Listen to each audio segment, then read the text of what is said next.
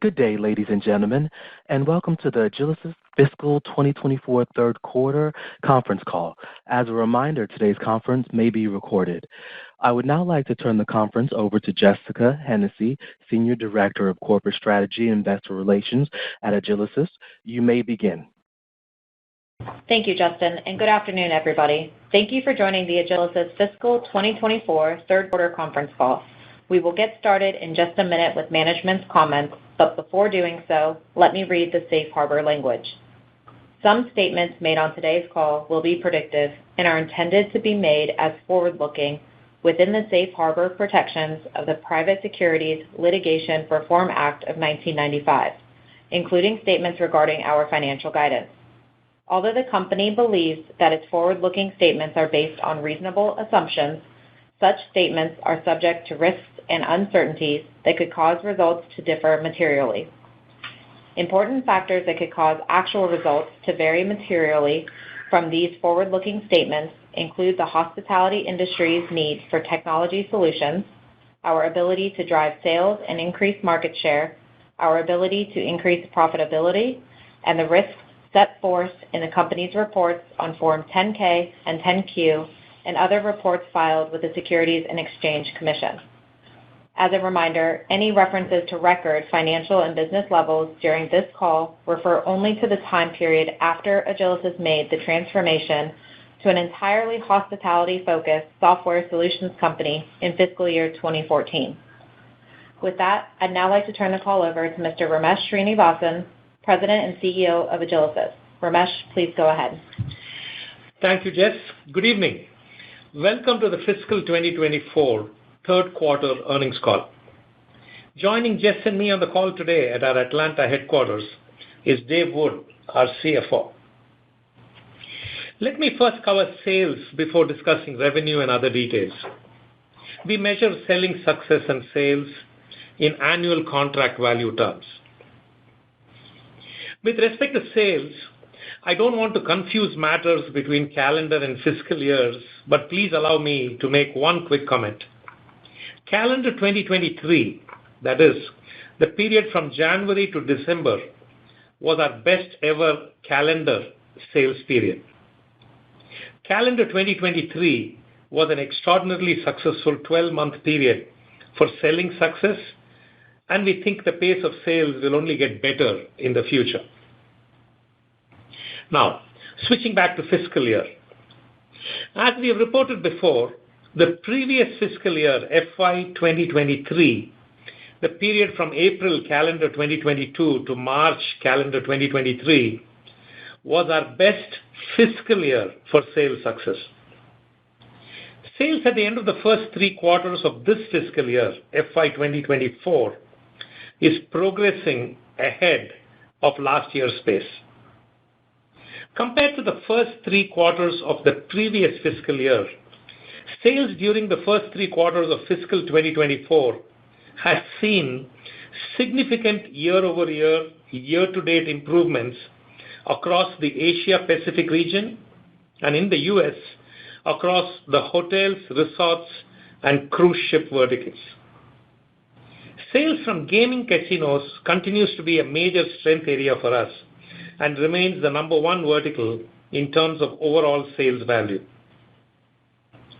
We've also seen significant year-over-year sales increases during the first 3 quarters of fiscal 2024 compared to last year's first 3 quarters in the value of non-competitive wins, meaning sales to current customers where there is no competition involved, and in the value of new customer wins. Sales of POS, point of sale software solutions, InfoGenesis, guest-facing buy kiosks, and guest-facing remote ordering tool OnDemand have also been significantly higher this fiscal year to date compared to the prior year.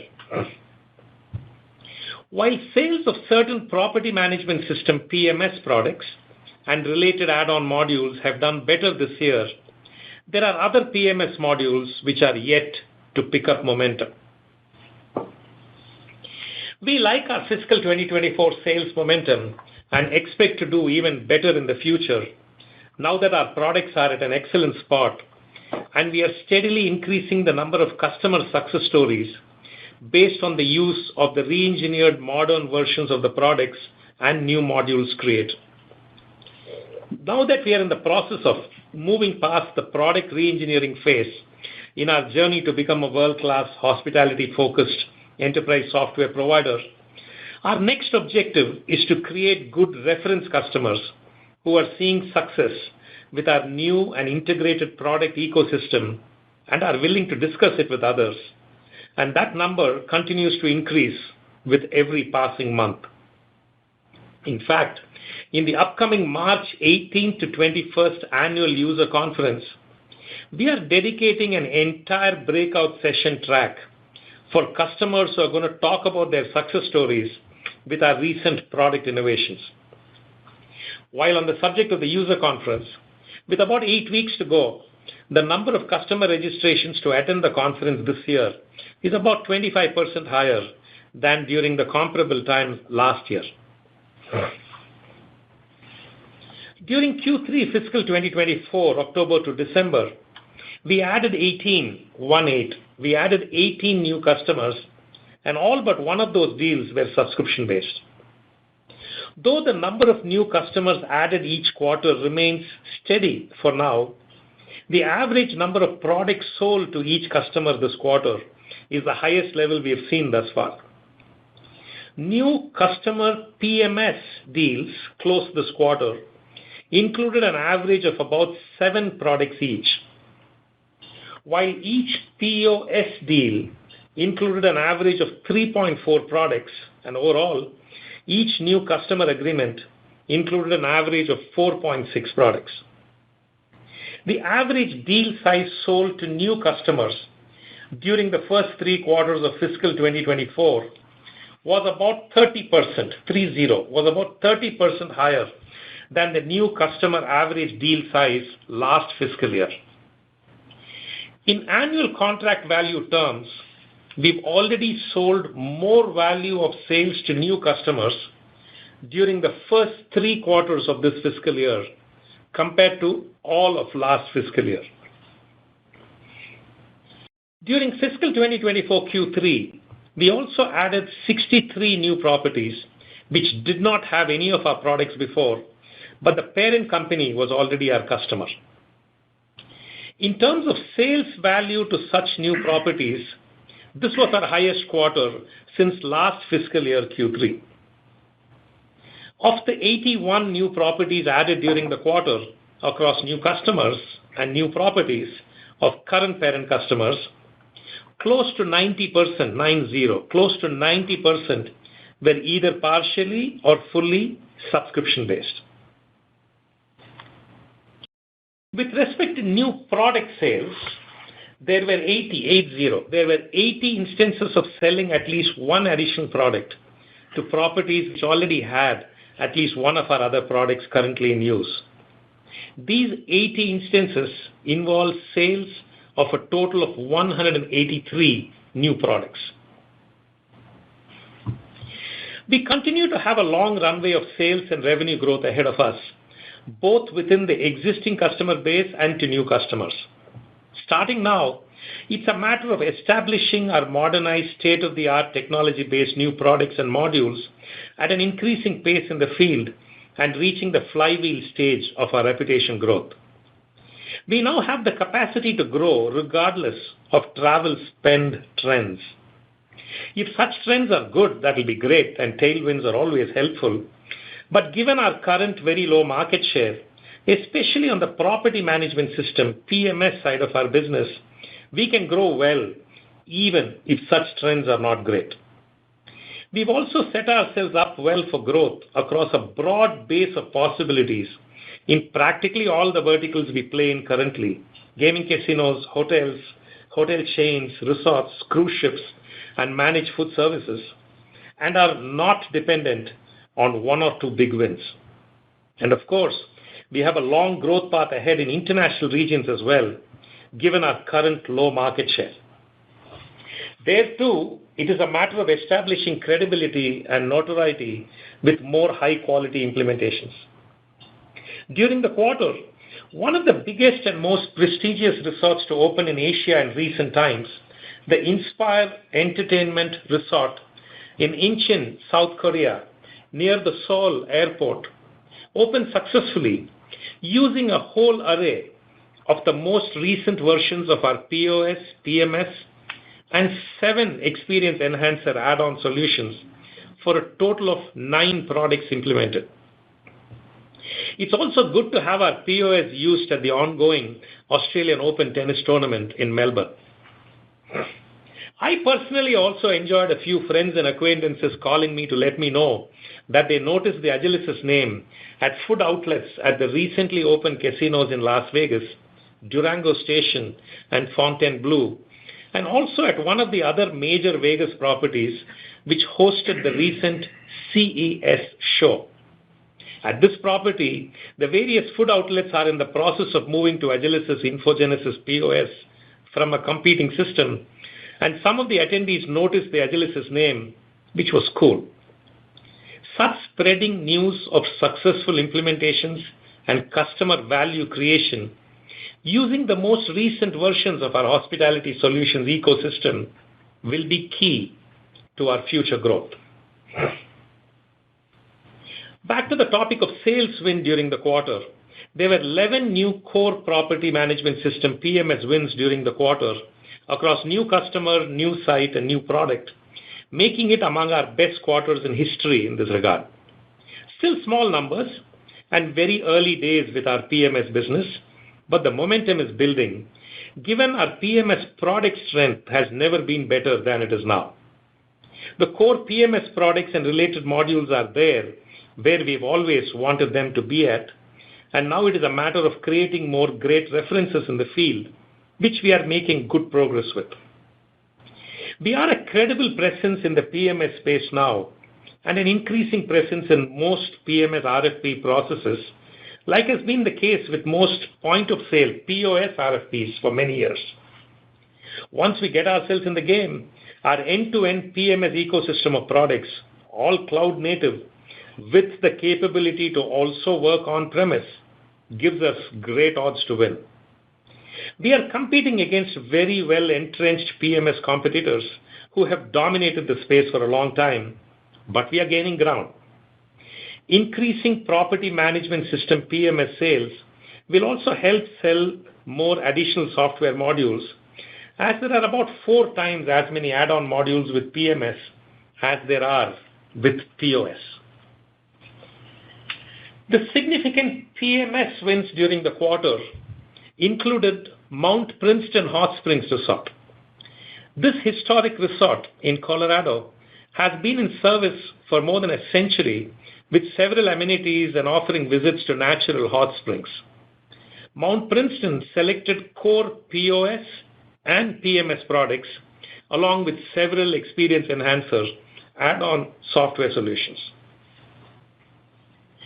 Among the significant point-of-sale POS wins this quarter was Dot University in Sioux Center, Iowa. Other than the Infogenesis core POS product, this win also included purchase of guest self-service kiosks and licenses for remote mobile ordering, kitchen display system, and our payment solution. Higher education is another growing sales vertical where our current market share is low, growth opportunities are high, and strong integration partnerships with other vendors, including with one of the major campus card providers, continue to differentiate us in the market. Now on to revenue and profitability. Fiscal 2024 Q3 revenue was a record $60.6 million, that is 60, $60.6 million, the 8th consecutive record revenue quarter, 21.3% higher than the comparable prior year quarter, including product revenue of $12.7 million, which was 18.5%, that's 18.5% higher than Q3 last year. Fiscal 2024 is the first year wherein product revenue has exceeded $12.5 million in each of the first 3 quarters. one-time product and services revenue combined was a record $25.5 million, which was 28.8% higher than the comparable prior year period. Apart from being a record sales quarter for services, this was also an excellent quarter for services revenue as the pace of implementations picked up considerably, giving us increased confidence in the recent modern versions of products becoming easier to implement and making a big positive difference for customers at various properties. Services revenue was a record $12.8 million, 41% higher than the comparable prior year quarter. Services margin of 32.2% was an impressive improvement over recent prior quarters and should contribute to services margins for the full fiscal year being slightly above our original expectation of 25%.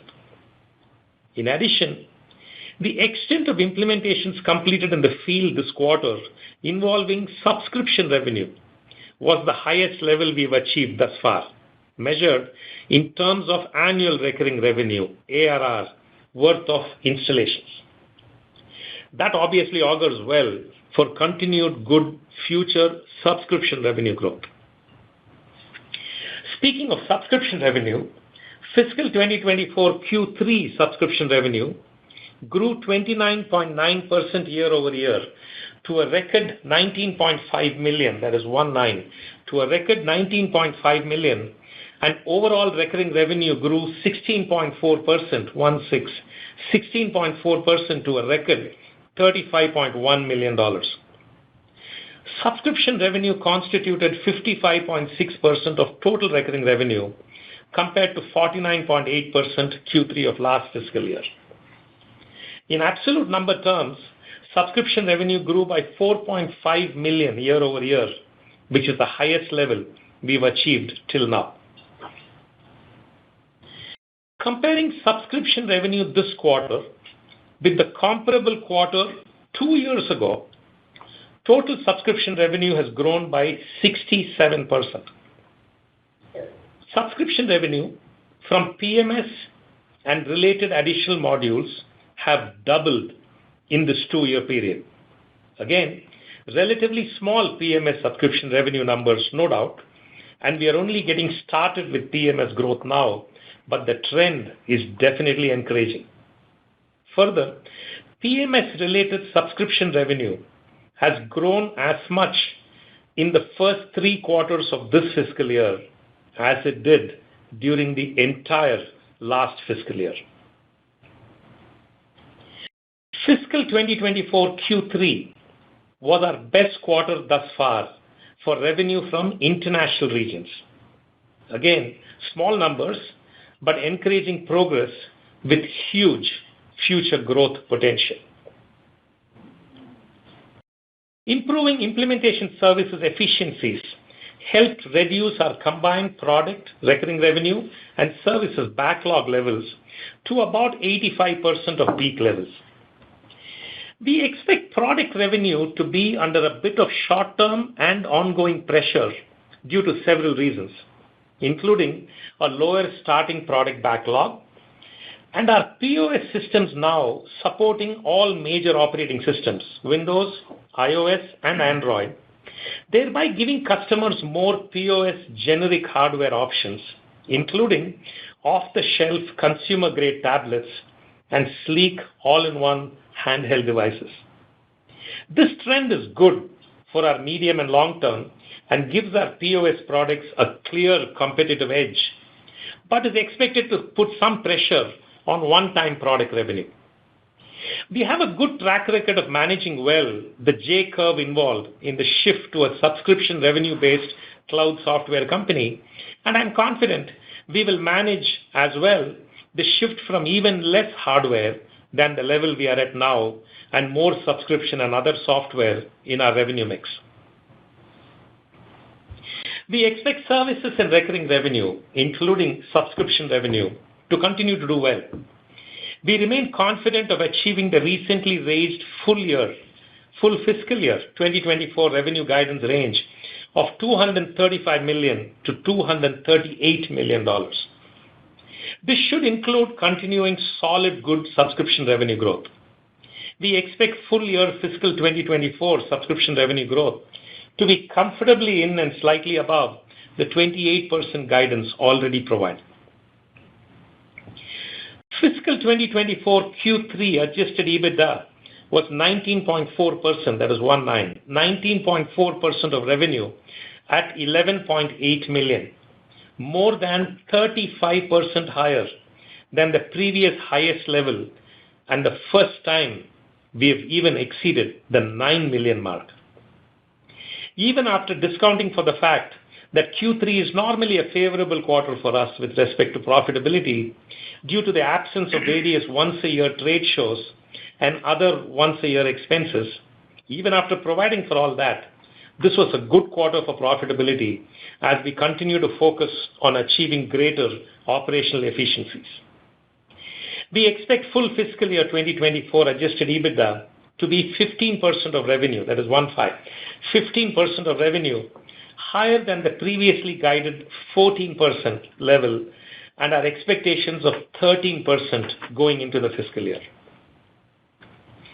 We will provide revenue range and other guidance for fiscal 2025, covering the period April 24 to March 25, during the year-end earnings call mid to late May. With that, let me hand over the call to Dave. Thank you, Ramesh. Taking a look at our financial results, beginning with the income statement, third quarter fiscal 2024 revenue was a quarterly record of $60.6 million, a 21.3% increase from total net revenue of $49.9 million in the comparable prior year period. All three revenue lines increased compared to the prior year period, with product up 18.5%, professional services up 40.9%, and recurring revenue up 16.4%, including subscription revenue increases of 29.9%. Sales momentum continued throughout Q3, with total exit backlog remaining strong and at comfortable levels to reach our FY24 revenue expectations. We also remain pleased to see our total backlog increase by 6% over the comparable prior year period, despite a decrease in product backlog. Implementation efficiencies and effectiveness of the services team have continued to improve, driving more subscription revenue earlier in the quarter. Product revenue increased 18.5% over the prior fiscal year to $12.7 million. The point-of-sale business continued to perform better than expected for the fiscal year.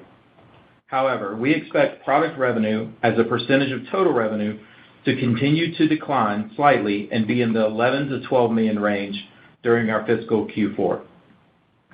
As more customers choose commercial-grade devices and other all-in-one handheld devices to run our modernized POS software solution, we expect less contribution as a percentage of revenue from the one-time product revenue line. Professional services increased 40.9% over the prior period to a record $12.8 million. Professional services continued to be a strong leading indicator for the health of the business. Professional services backlog increased slightly back to record levels despite record professional services revenue during the quarter. We expect professional services revenue to increase sequentially in Q4 and grow north of 30% for the full fiscal year. Most of our professional services revenue is related to implementation projects contributing to the acceleration of FY24 subscription revenue. Development associated with larger projects with corresponding subscription revenue happening in future years has been less than 10% of services revenue during the past couple quarters. Total recurring revenue represented 58% of total net revenue for the fiscal third quarter, compared to 60.4% of total net revenue in the third quarter of fiscal 2023. Recurring revenue as a percentage of total revenue decreased slightly because of a 28.8% increase in one-time revenue consisting of product and professional services. Fiscal 2024 Q3 subscription revenue grew 29.9% over the comparable prior year period. Subscription revenue comprised 55.6% of total recurring revenue for the current period, compared to 49.8% of total recurring revenue in the third quarter of fiscal 2023. Subscription revenue increased sequentially $1.2 million and remains at the high end of our expectations. The subscription backlog remains strong, and we expect subscription revenue to continue to increase between $0.9 and $1.2 million sequentially during the fiscal fourth quarter, putting the full year 2024 subscription growth percentage between 28.7% and 29.3% for the year. Moving down the income statement, gross profit was $37.8 million, compared to $30.8 million in the third quarter of fiscal 2023. Gross profit margin was 62.5%, compared to 61.7% in the third quarter of fiscal 2023. We are pleased to see gross profit margin back in the 60s, largely due to an increase in professional services margin to 32.2%. Combined, the three main operating expense line items, product development, sales and marketing, and general and administrative expenses, excluding stock-based compensation, were 43.1% of revenue, compared to 45.6% of revenue in the prior year quarter. Product development increased slightly to 20.9% compared to 20.6% of revenue in the prior fiscal year. General and administrative expenses decreased to 12.4% compared to 13.7% of revenue in the third quarter of fiscal 2023. Sales and marketing decreased from 11.3% of revenue to 9.8% of revenue, mostly due to expenses related to trade shows and other events happening in different quarters this year compared to the prior year. Operating income for the third quarter of $7.8 million, net income of $76.9 million, and gain per diluted share of $2.85, all increased compared to the prior year's third quarter gain of $3.5 million, $3.4 million, and 13 cents. Adjusted net income, normalizing for certain non-cash and non-recurring charges of $9.3 million, was higher than adjusted net income of $6.7 million in the prior year third quarter, and adjusted diluted earnings per share of 35 cents was more than 26 cents in the prior year period. In our fiscal third quarter, we had a release of a valuation allowance of $65 million, causing GAAP EPS to be higher than adjusted EPS after normalizing this one-time item out through adjusted net income. The release of the tax-related valuation allowance allows us to recognize existing U.S. federal net operating losses of around $175 million and associated state NOLs as deferred tax assets on our balance sheet. With our accumulated earnings in recent years, plus our projected earnings going forward, it is now likely that we'll utilize the NOLs. As such, the valuation allowance was released this quarter. For the 2024 third quarter, adjusted EBITDA was $11.8 million compared to $8.1 million in the prior year quarter. Adjusted EBITDA in Q3 FY24 was 19.4% of revenue. Profitability for the quarter was better than expected, largely due to better than expected gross margin within our professional services and recurring revenue lines. Professional services margin improvement during the quarter was mainly driven by an increase in efficiencies across the team. Moving to the balance sheet and cash flow statements. Cash and marketable securities as of December 31st, 2023 was $116.2 million, compared to $112.8 million on March 31st, 2023. We remain comfortable with our current levels of cash. Free cash flow in the quarter was a gain of $11.3 million, slightly less than a gain of $11.7 million in the prior year quarter. The decrease in free cash flow was largely attributable to an increase in accounts receivable balance and the associated impact on working capital. Our over 90 accounts receivable remains less than 10% of total AR. For fiscal year 2024, we remain comfortably in our revenue guidance range of $235 to $238 million, inclusive of 28% subscription revenue growth. We are also raising our profitability guidance for the full year from 14% to 15% adjusted EBITDA as a percentage of revenue. In closing, we are pleased with the sales momentum, professional services improvements, and revenue growth during the first 3 quarters of the year. With that, I will now turn the call back over to Ramesh. Thank you, Dave. Our progress over the past 6 to 7 years has involved, among other things, a massive overhaul of core products and the creation of an ecosystem of state-of-the-art, world-class software solutions focused on the hospitality industry. The past years have therefore been a product development R&D story for the most part. We also took massive strides forward in many other areas, but the highlight was clearly product development. Product development strength is going to remain and grow in a more tempered fashion in the future, but starting now, our R&D efforts are going to be a lot more focused on customer acquisition and winning innovation now that the pressures of massive re-engineering efforts are no longer there.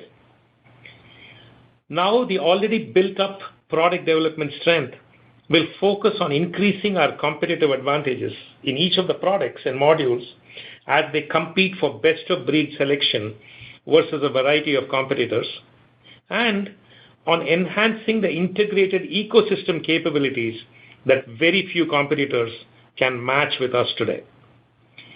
We cannot think of many other competitors who can match the breadth and depth of our solution ecosystem, all based on modern cloud-native technologies with the versatile ability to also work at customer sites who want to remain on-premises for a while longer.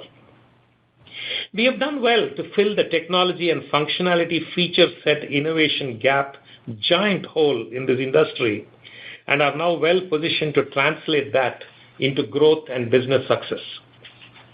Also, now this business evolution will shift to the field. Now the focus will be more on services implementation efficiencies and helping customer properties realize operational gains and guest and staff experience improvements through the use of these new integrated product versions. As we create more such successes, we expect quicker progress towards the flywheel stage in our business when this steadily improving engine will become an unstoppable force. Our total addressable market remains huge relative to our size, and this industry and market is hungry for world-class technology solutions. We are seeing good sales growth across sales verticals and product verticals where our market shares have been low in the past. We are now a credible presence in the PMS arena where our journey is only in the initial beginning stages. Our balance sheet remains clean and strong, and we remain disciplined with our growth plans. We believe all that adds up to a great probability of continued future success in creating solid, good shareholder value during the short, medium, and long term. With that, let's open up the call for questions. Justin?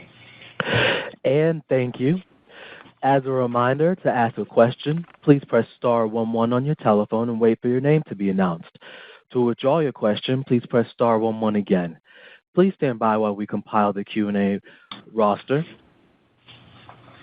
And one moment for our first question.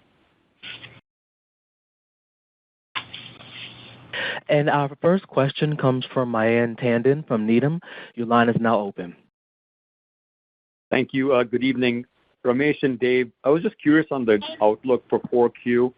You obviously called out very strong sales momentum, but if I look at the guide for 4Q, I think it calls for maybe a modest deceleration from 3Q levels, and then also the margin guide would be below 3Q levels. So I know I'm nitpicking a little bit here, but would just be curious if you could walk through some of the data points that is reflected in your 4Q guide after the very strong sales momentum that you called out in the 3Q beat.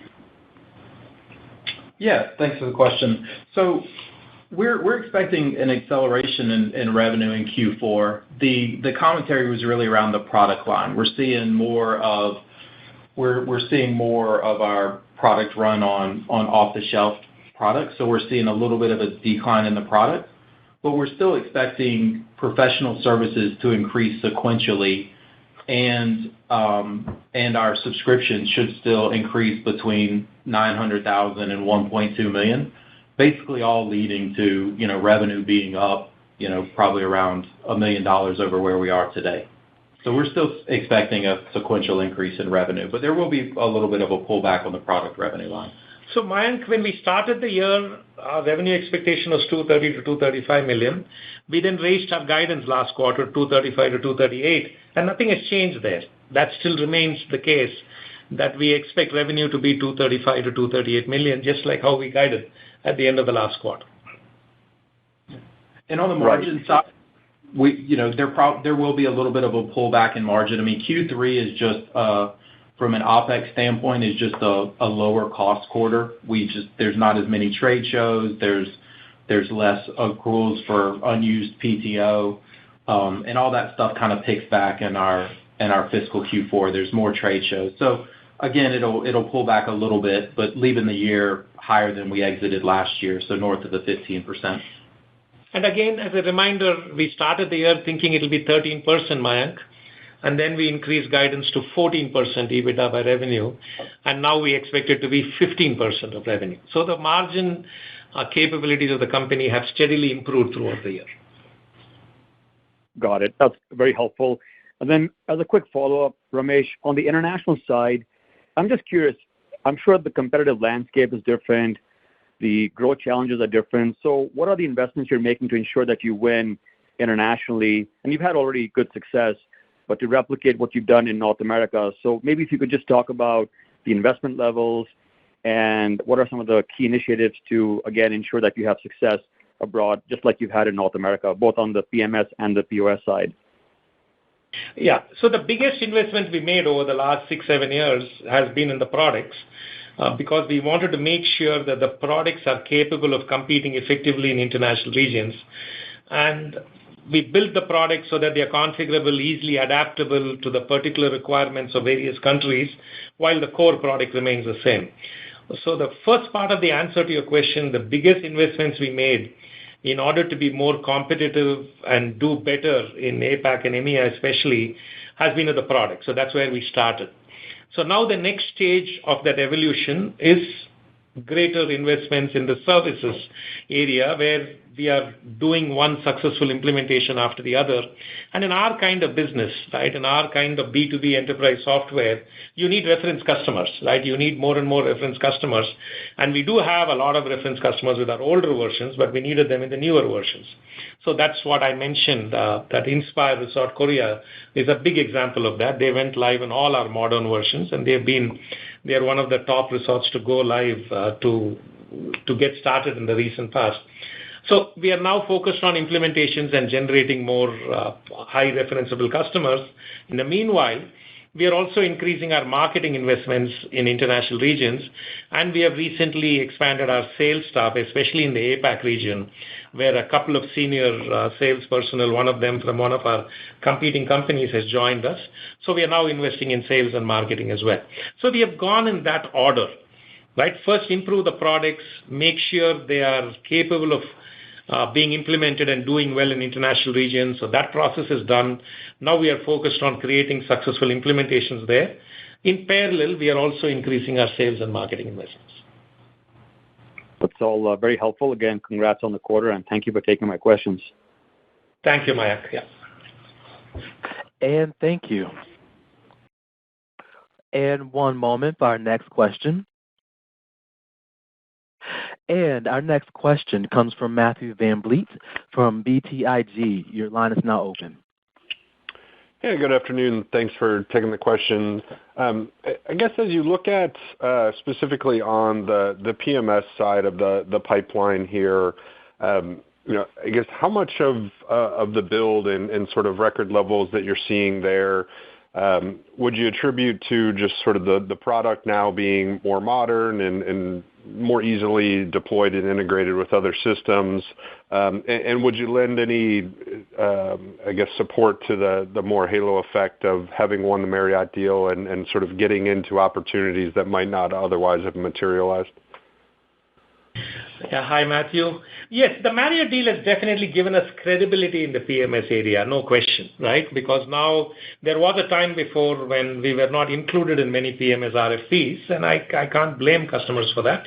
But now with the Marriott deal, we have credibility. Now it is tough to exclude us, and which is all we wanted. Now, in the meanwhile, there are also two other factors, Matt. One of them is the fact the product is in a much better state now. And you cannot ignore it. And once you see it, you get very interested in it. So that's one factor. And a couple of other factors I was mentioned is, number one, the market is hungry for innovation. So at least in our opinion, the providers who had dominated the space, the innovation speed has not been that great during the past few years. So someone had to fill that innovation gap. And customers find these products to be far ahead of the competition once they take a look at it.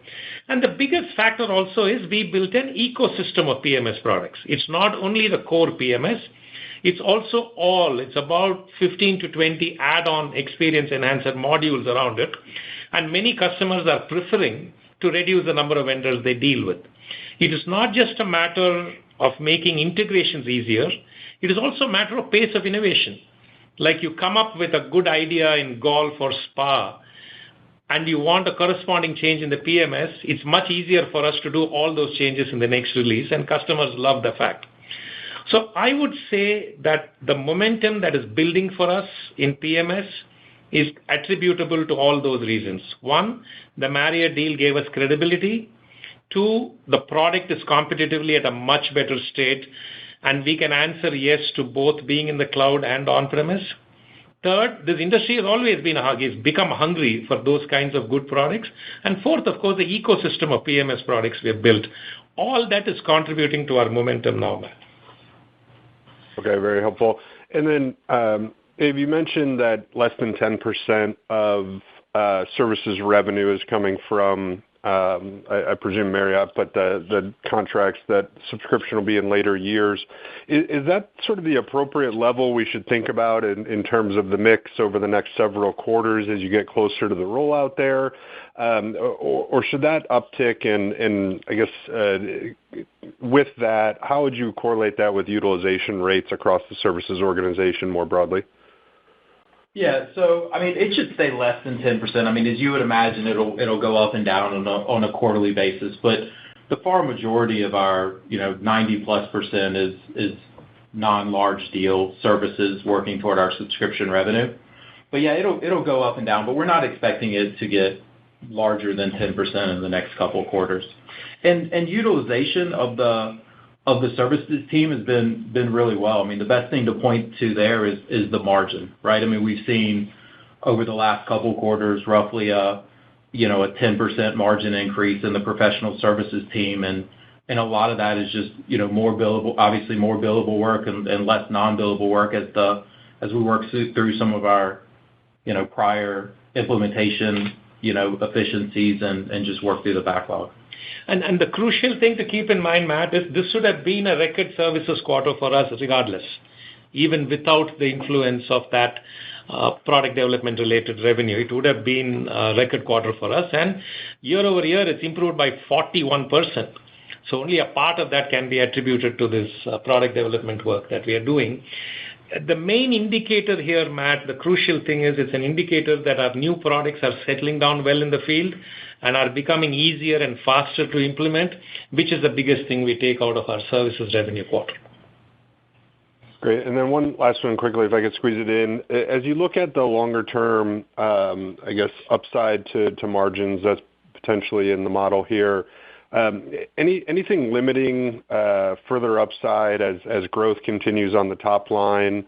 Any major investments that you foresee having to make that could impede that, or should we expect, with appropriate top line growth, a fair amount of leverage going forward? Thanks. Yes, Matt. With continuing top line growth, you should expect improving leverage across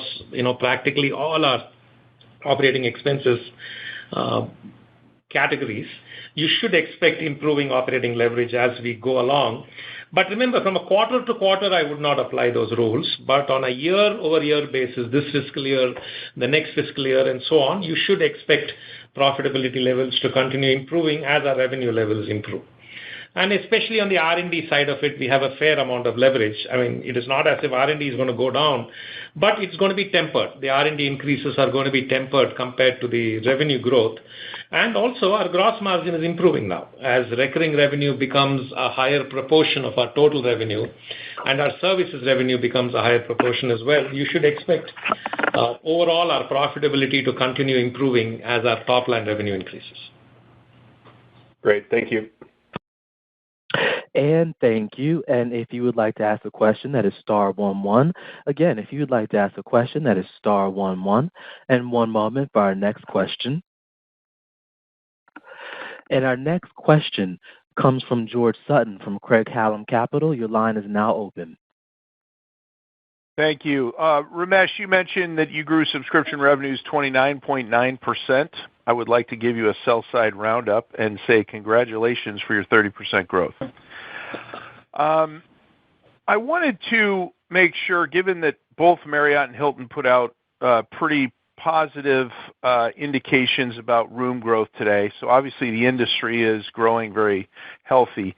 But with Marriott specifically, as they're announcing these big room increase numbers, can you just walk through how we think of that relative to what that means for your ultimate contract? Yeah, I mean, I tried to convince some of my manager team members to buy a little bit more subscription from us to push it over the 30% mark, but it didn't happen, George. It ended up at 29.9. But yeah, that trend continues to be good. Subscription revenue growth continues to be good. All jokes apart, it is going well, and we are encouraged by the direction. Now, I did listen to that CNBC snippet today of the Marriott CEO commenting on the rooms growth, and all that means, George, is expanding opportunities. All right, nothing has changed as far as our Marriott PMS agreement goes. We continue to work towards it, and both parties, both Marriott and us, continue to very diligently monitor and manage the project, and it continues to progress well. But all these extra room announcements, Hilton on the POS side, Marriott on the PMS side, means more opportunities for us. That means if we execute well, if we do well with the opportunities we have today, there are more opportunities to be had. We are in a good industry that is doing well, where there is a dearth of innovation, not much innovation going on. So I think we are sitting on some very good opportunities, and now that the major product work is done, we can actually focus on customer acquisition and innovation and those kinds of activities. So I see that report as encouraging, George, and I see that report as more opportunities opening up for us, possibly, if we continue to do well. So in your prepared comments, you mentioned that we think the pace of sales will only get better, and you talked about it from a product perspective and why you do think things will get better. Can you talk about it from a sales efficiency / productivity or just go-to-market totality? Give us a sense of why things will get better from that perspective. Yeah. So starting with sales efficiency, just some, anecdotal, data for you. Our new reps, right, the recently joined new reps, their productivity has tripled in the 9 months this year compared to the 9 months last year. So that's a good indication that as we continue to increase our sales staff, and by the way, we have, in the hotels, resorts section, in managed food service providers, in that vertical and in Asia, we have increased the number of sales staff. And our experience with the new sales staff who have joined us over the last couple of years is that their productivity tripled this year. Now they're contributing about 25% of overall sales this year so far. So the productivity does continue to improve because they get excited when they see the new products. They typically come from within the industry. They've worked with our competitors before, and their eyes just open up saying, we had no idea that this kind of ecosystem of state-of-the-art technology products are there. So that we continue to do, and we will continue to improve sales, the number of sales personnel, and that productivity gains are continuing to increase, and that's one reason why I think our sales will continue to improve. Now, go-to-market, marketing spend and all that is increasing. We took one step forward this year, and we will continue doing that as we go along because we are seeing good results. Our name is out there a lot more now, and a lot more thought leadership contributions, and a lot more participating in trade shows, especially in Asia and EMEA and other regions. So all that will continue to increase. Now, what is crucial, George, is we need more field successes in order to establish our credibility and more customers talking about the success stories about us. That's the next crucial step, and that will be aided by adding more to sales and marketing as well. Perfect. Thank you very much. Thank you, George. And thank you. And one moment for our next question. And our next question comes from Nehal Chokshi from Northland Capital Markets. Your line is now open. Good afternoon. Thank you for taking my question. Congratulations on a solid set of results here. Ramesh, at the beginning of your prepared remarks, I think you said fiscal year 24 year-to-date sales is progressing ahead of last year's pace. So just want to make sure when you say pace, you mean year-over-year growth. Is that correct? Correct, Nehal. So just to expand on that answer a little bit, Nehal, FY23, right, which is April 22 to March 23, was a record fiscal year sales for us. And this fiscal year, which is April 23 to March 24, at the end of 3 quarters, at the end of Q1, Q2, Q3, is ahead of last year's pace. That is correct.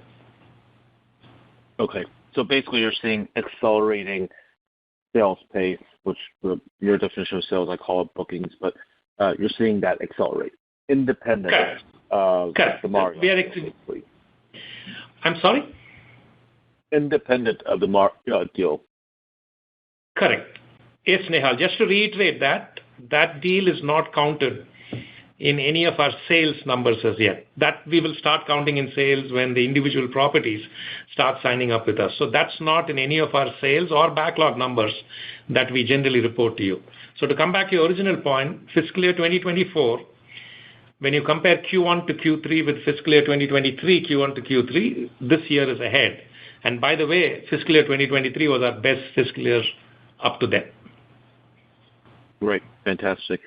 And Dave, thoughts on free cash flow for fiscal year 24 now that we're basically 10 out of 12 months through fiscal year 24? Yeah, I mean, no change to expectations in free cash flow, and that being free cash flow less CapEx over the year should be pretty close to adjusted EBITDA. Certainly, there's a little bit more headwinds with timing of billing this year. So most of the free cash flow, typically we get some pretty favorable working capital adjustments in Q3. And it wasn't the case this year, but no concern there. It was just timing of billing. We billed things earlier in the year, and we expect to collect on those next quarter. So no change to free cash flow. I mean, over a period of time, free cash flow less CapEx it'll remain pretty. Adjusted EBITDA less CapEx. Adjusted EBITDA less CapEx will be free cash flow. Yeah. So adjusted EBITDA guidance is around, I think, like $36-37 million. CapEx is trending around $9 million. And so talking about $27 million of free cash flow for fiscal year 24. Yeah, that's right. And most of that will come just from working capital, specifically related to accounts receivable. Okay. And I mean, for the fiscal year 21, fiscal year 22, fiscal year 23, $27 million of free cash flow each of those years, yet your adjusted EBITDA, is going to have increased about $10 million over that 3-year period. And so your working capital requirements are increasing essentially then. Well, this year there was a lot more CapEx related to our office moves. We've talked about our office moves. We moved offices in our Chennai office, Alpharetta, and Vegas. So it's kind of there was just a lot more CapEx this year related to office moves than there has been in the past. And obviously, we'll be in these offices for a while, so the CapEx should start normalizing back down next year. Got it. Great. And then, look, your cash balance continues to accrete really nicely. You're doing a small level of share repurchases, but, I mean, it's nowhere close to the rate of free cash flow generation. And you've proven to have a very prudent M&A tact. You did a nice acquisition 3 years ago, but, I mean, it's nowhere close to the, 3 years of free cash flow that you generated since those last 3 years there. Why not go ahead and accelerate the rate of buybacks here? So, Nehal, we are comfortable with our cash balance now, and it is not high enough to do anything significant, Nehal. And we are, acquisition opportunities do come to us now and then, but we tend to be very conservative and we're very careful with what we look at. And organic growth is good for us, so we are not going to use inorganic growth as a crutch. But there are opportunities that now and then can come to us. So we are comfortable with our current cash balance, but as our cash flow generation continues to accelerate, all options are open in front of us, right? We will be prudent. We will do the right thing for shareholders. And at the moment, we are at the early stages of accelerating our cash generation. At the current level of cash balance, we are comfortable with. In case there is a rainy day or in case a good tuck-in acquisition kind of thing comes our way, we are well positioned to take advantage of it. Okay, great. Thanks for taking my questions. Thank you, Nehal. And thank you. And I am showing no further questions. I would now like to turn the call back over to Ramesh for closing remarks. Thank you, Justin. Thank you for all your interest and support. Best wishes to all of you for a very happy, cheerful, healthy, and successful 2024. Our next earnings call will be in about 4 months from now, around the middle to end of May, when we will be reporting Q4 and full fiscal year 2024 results. Thank you. This concludes today's conference call. Thank you for participating. You may now disconnect.